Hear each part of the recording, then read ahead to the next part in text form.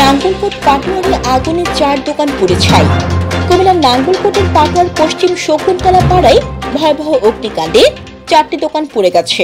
এ সময় দোকানের ভেতরে থাকা সকল মালামাল পুড়ে ছাই হয়ে যায়। শুক্রবার ভোররাতে বৈদ্যুতিক শর্ট সার্কিট থেকে আগুনের সূত্রপাত হয়েছে বলে ধারণা করা হচ্ছে।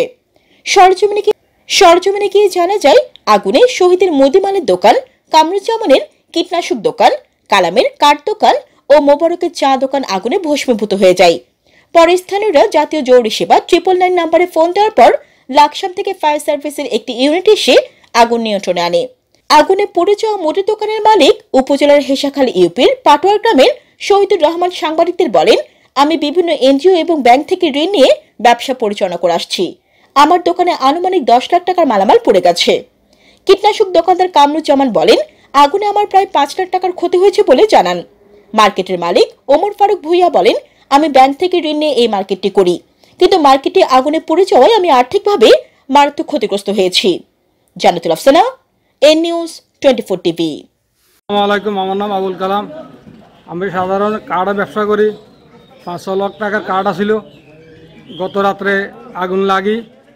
কীভাবে আগুন লাগি আমরা জানি না, কীভাবে আগুন লাগে। আমার কাঠ ঘরটা সব জ্বলে গেছে, কাঠমার সব জ্বলে গেছে।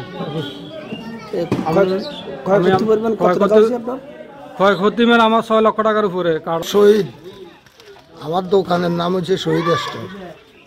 আমার কালকে রাত্রে দুর্ঘটনা ঘটি, আমার ঘর পোড়া গেছে। আমার 8-10 লাখ টাকার ক্ষয়ক্ষতি হয়েছে। দোকানে কি কি মাল ছিল? আটা, ময়দা, চিনি, চাল, ডাল, তেল সব পূর্ণ মাল ছিল।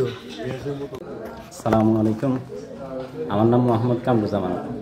আমি সাধারণত একটা কীটনাশক ব্যবসা করি। আমার প্রায় 6-7 লাখ টাকা দোকানটা জ্বলে পুড়ে গেছে। কীভাবে আগুনটা লাগলো আমরা নিজেরাও জানি না। ভোর 4টা বাজে আগুনটা লাগলো। এখন কীভাবে লাগছে আমরা জানি না। কত টাকা হতে পারে? প্রায় 6-7 লাখ টাকার মাল পাওয়া গেছে। আমার ক্যাশ টাকা ছিল 1 থেকে 1.5 লাখ টাকা।